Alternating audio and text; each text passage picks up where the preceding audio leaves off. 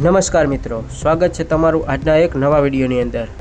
મિત્રો, આંધી વંટોળ સાથે માવઠું આવવાનું છે અને વાતાવરણ બગડવાનું છે તેવી મોટી આગાહીઓ પરેશ ગોસ્વામી અને અંબાલાલ પટેલ દ્વારા કરવામાં આવી ગઈ છે। તેની સંપૂર્ણ માહિતી મિત્રો આજના આ વિડીયોમાં મેળવીશું। વાવાઝોડું દરિયામાં ફૂંકાઈ રહ્યું છે, ક્યાં સુધી પહોંચ્યું છે તેની સંપૂર્ણ માહિતી આજના આ વિડીયોમાં મેળવીશું।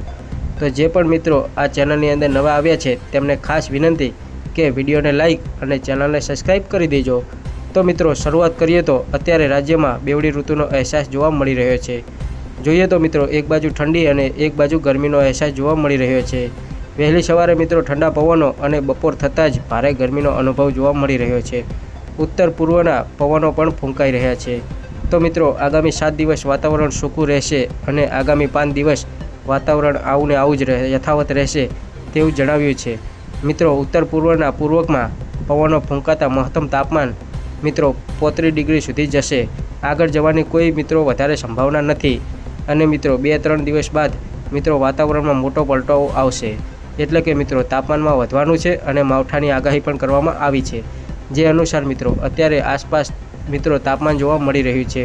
સામાન્ય કરતાં મિત્રો 3 ડિગ્રી ઊંચું તાપમાન જઈ રહ્યું છે। દિવસે ને દિવસે તાપમાનમાં વધારો જોવા મળી રહ્યો છે, જ્યારે મિત્રો ઠંડીનો અહેસાસ થોડો ઓછો જોવા મળી રહ્યો છે। જ્યારે મિત્રો લઘુત્તમ તાપમાનમાં પણ સામાન્ય કરતાં 1 થી 2 ડિગ્રી વધારે છે અને બેવડી ઋતુનો અહેસાસ જોવા મળી રહ્યો છે।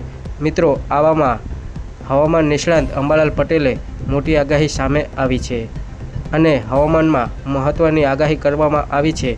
જે અનુસાર મિત્રો તેમણે જણાવ્યું કે સૌરાષ્ટ્રના દરિયા કિનારે મિત્રો પવન ફૂંકાવાની ભારે શક્યતાઓ છે, જ્યારે 50 થી 60 પ્રતિ કલાકની ઝડપે પવન ફૂંકાવાના છે, જ્યારે મિત્રો દરિયા કિનારે પવન ફૂંકાશે।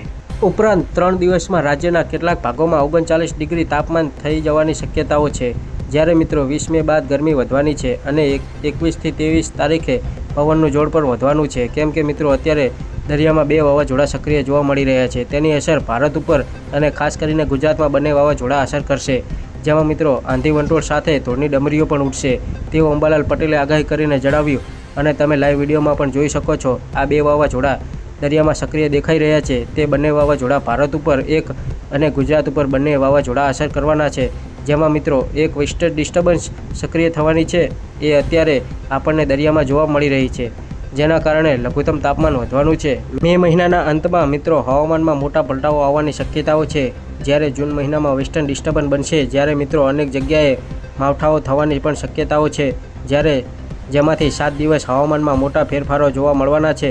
એટલે મિત્રો તાપમાન વધવાનું છે, એટલે મિત્રો ખાસ કરીને 3 દિવસ ફૂલ ગરમી પડશે તેવું અંબાલાલ પટેલે જણાવ્યું છે। જ્યારે મિત્રો 3 દિવસ બાદ રાજ્યના હવામાનમાં મોટો પલટાવો આવવાનો છે। 20 થી 22 મે ગરમી વધવાની છે। બંગાળના ઉપસાગરમાં લો પ્રેશર સિસ્ટમ બનશે અને આ 10 દિવસમાં મિત્રો ઘણા મોટા પલટાઓ આવશે, જેની માહિતી આ ચેનલ થકી તમને જોવા મળી રહેશે।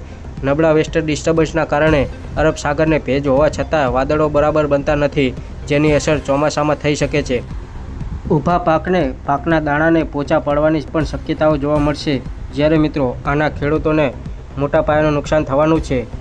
મિત્રો બગાયતી અને ચોમાસા પાકને અસર થઈ શકે છે અને ખાસ મિત્રો અંબાલાલ પટેલે જણાવ્યું છે કે ઉનાળુ પાક અત્યારે જોવા મળી રહ્યા છે, તેને નુકસાન પણ જોવા મળશે, તો ખેડૂતો સાવધાન રહેજો। તો મિત્રો આજના વિડીયો માટે આટલું જ।